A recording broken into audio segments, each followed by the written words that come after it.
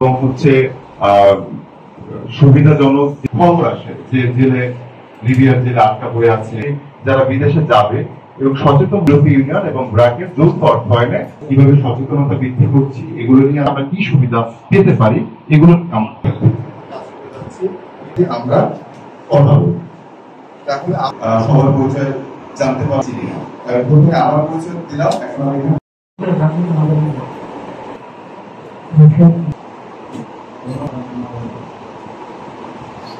উপজেলা পরিষদ গ্রামীণ মসজিদের কাজের যে অপরচুনিটির জায়গা সাপোর্ট করছে সেই জায়গা থেকে সার্কুলেশন করি আপনাদের সকলের সহযোগিতায় আমরা একটা সময় উপজেলায় ব্যাক মাইগ্রেশন কর্মসূচি শুরু হয়েছে।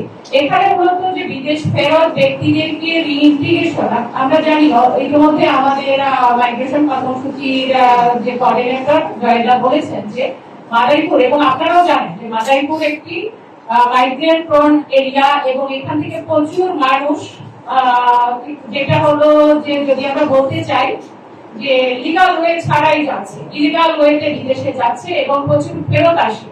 এবং আপনারা ইতিমধ্যে জেনেছেন একসাথে রাজুরে 11 জন মানুষ একসাথে 11 জনের লাশ এসেছে গত বছরে ফেব্রুয়ারিতে। বিদেশের যে প্রসঙ্গটা বলছেন এটা সাধারণত আমাদের থানা পুলিশের দেওয়ার কম, এটা সাধারণত যদি প্রয়োজন হয় তাহলে সিআইডি দিতে পারে। কিন্তু বিদেশ যাওয়ার আগে আমরা যে ভিকটিমকে নিয়ে ইনভেস্টিগেশন করি আসলে সেই ভিকটিম আমাদের কতটুকু সাপোর্ট দিতে পারে। যেমন যতগুলো মানব পাচার মামলা তদন্ত করেছি এ পর্যন্ত সকল মামলায় চাঞ্চল্যকর বিষয় হলো সকল মামলায় তার ভিকটিম বাংলাদেশের যে সার্ভার আছে এই সার্ভারে আমরা ইনভেস্টিগেশন করতে যে হয়তো তার ফ্যামিলি নাম্বার বা পাসপোর্ট নাম্বারও দিতে পারে। অনেক কষ্টে তার এনআইডি নাম্বার দিয়ে পাসপোর্ট অফিসে এনআইডি সার্চ দিয়ে তার মোবাইল নাম্বার দিয়ে আমরা পাসপোর্ট নাম্বার বের করে যখন আমরা ডিএমইতে আবেদন করি, বাংলাদেশ জনশক্তি কর্মসংস্থান বোর্ডে আবেদন করি, প্রবাসী কল্যাণ মন্ত্রণালয়ে আবেদন করি যে এই ভিকটিম লিবিয়া আদেও গেছে কিনা, তখন ওখান থেকে আমাদের নেগেটিভ রিপোর্ট। সেক্ষেত্রে আমাদের পরবর্তী স্টেপ খুবই কঠিন হয়ে যায়। আমাদের বাসা থেকে হওয়ার পরে আমাদের বিশ্ববিদ্যালয়ে নিয়ে যায়। নেওয়ার পরে প্রায় 15 দিন মসজিদ ধরি জেল ধরার পরবর্তীতে ওনারা আমাদের দেশে পাঠানোর পরবর্তীতে আমি এটারে অনেক টাকা পয়সা খরচ করে গেছি, ঋণগ্রস্ত হয়ে গেছি, কিন্তু কোনো কিছু করতে পারিনি। পরে আমাদের সুভাষ চন্দ্র সরকার ওনার মাধ্যমে আমি মাইগ্রেশনের এই অপশনটা একদিন তার মুখে শুনেছি যে বললো যে তুমি এখানে যোগাযোগ করো। পরে আমি কাগজটা জমা দিয়েছি। কিন্তু সেই জায়গায় যদি সেই জায়গায় চিন্তা করি আসলে আমাদের দক্ষতার অভাব, যে হারে বিদেশ যাচ্ছেন সেই হারে আমরা আয় করতে পারছি না। কেমন চিত্রটা, যারা যারা গ্রহণ করে যেসব দেশে আমরা যেতে পারি, বাংলাদেশ থেকে 169টি দেশে আমরা যেতে পারি।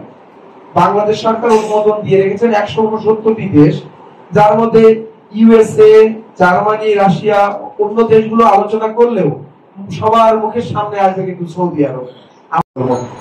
এইটুকু পাশাপাশি যেটুকু বলবো যে আমাদের এখানে একটি প্রবাস বন্ধু ফোরাম আছে, যদি আমরা আমাদের কিছুটা নিজস্ব মেকানিজম আমরা তৈরি করেছিলাম, ফোরামটি গঠন করেছিলাম এবং সেই গঠিত ফোরাম আমরা বাস্তবায়ন করছি। এখানে কিছু সদস্যরাও আছেন, আমরা চেষ্টা করব তাদের কাছ থেকে যদি কিছু শোনার থাকে। আমি বিশ্বাস করি যে বাংলাদেশ সরকারের প্রবাসী কল্যাণ মন্ত্রণালয়ের অধীনে আমরা নানান সেবা পেয়ে থাকি। একটা সময় একজন মানুষ বিদেশ গেলে ফিরে আসতে অর্থাৎ কিছুই পেতেন না, একজন মানুষ ফিরে আসলে কিছুই পেতেন না, তার তিনি মারা গেলে তার শরীরের বাবদে তার পরিবারকে 3 লক্ষ টাকা 35,000 টাকা দেওয়া হতো। কিন্তু সেই জায়গাতে এখন বীমার ব্যবস্থাপনা বাধ্যতামূলক করা হয়েছে। একজন মানুষ ফিরে আসলে যদি কোনো কারণে ক্ষতিগ্রস্ত হন, প্রবাসী কল্যাণ মন্ত্রণালয়ের অধীনে ওয়েলফেয়ার বোর্ডের আওতাধীন তিনি 50,000 টাকা ক্ষতিপূরণ আবেদন করতে পারেন। রিক্রুটিং এজেন্সির বিরুদ্ধে মামলা করলে সরকার সেটি পরিচালনা করার জন্য সহায়তা করতে পারে। এছাড়া যদি ওনার কোনো অঙ্গহানি হয়, এমনকি উনি মারা যান, তাহলে 12 থেকে 15 লক্ষ টাকা তার পরিবার ক্ষতিপূরণ পাবেন। ওনাদেরকে সেবা দেওয়ার জন্য। তো সেক্ষেত্রে আসলে কর্মশালার যে মূল উদ্দেশ্য সেটা হচ্ছে ফিডব্যাকটা নেওয়া। অ্যাকচুয়ালি এখানে যারা উপস্থিত হবেন ওনাদের অনেক কিছু জানার বিষয় থাকতে পারে, জিজ্ঞাসা থাকতে পারে, সেটি আমাদের যারা হচ্ছে এটি নিয়ে কোনো কাজ করছেন এটি কিন্তু পরবর্তীতে ওনাদের কাজে সহযোগিতা করবে। সেক্ষেত্রে আমার কাছে যেটি মনে হয়েছে যে ওনাদের এই যে এই ধরনের একটি কর্মশালা, এই কর্মশালাগুলোতে এটা আমার একটা জানার বিষয় যে এটি যদি আমাদের একদম প্রান্তিক পর্যায়ে যাদের জন্য আসলে আমাদের এই আয়োজন তারা কি আসলে জানছে কিনা, মানে আমার কাছে যেটা মনে হয় যে আমাদের প্রত্যেকটার ক্ষেত্রে একটা কমিউনিকেশন গ্যাপ বা ইনফরমেশনের একটা গ্যাপ থেকে যাচ্ছে এবং আমরা আসলে বরাবরই বলতে পারেন যে অনেকে আমরা অসচেতন। যেমন আমাদের যে সাংবাদিক সমিতি যেমন বলে যে অবৈধভাবে এই যে মানে মানব পাচার যে বিষয়টা হচ্ছে, আমাদের কিন্তু অনেকেই আছে যে যারা দেখা যাচ্ছে যেটা আমি কৃষি সেক্টরে আছি, আমাদের অনেক কৃষক আছে তারা কিন্তু দেখা যাচ্ছে কৃষি সনদ দিয়ে হচ্ছে তারা বিদেশে যেতে চান, কিন্তু আমরা প্রায় জিজ্ঞাসা করি যে আপনি যে টাকাটা খরচ করে যাচ্ছেন এই টাকাটা দিয়ে তো এখানে আপনি কৃষি কাজ করতে পারতেন বা আবাদ করতে পারতেন। তো অনেক সময় দেখা যাচ্ছে ওনাদের একটা ধারণা থাকে কি, মানে এটাই আমাদের প্রচলিত যে বিশ্বাস যে আমরা বিদেশে যাব সেখানে যেটাই করবো না কেন মানে পরিশ্রম যেটা হোক সেটার জন্য তারা কিন্তু প্রস্তুত, মানে বিদেশে গিয়ে তারা পরিশ্রম করতে রাজি আছে কিন্তু দেশে বসে সেই পরিশ্রমটা তারা করতে চাচ্ছে না।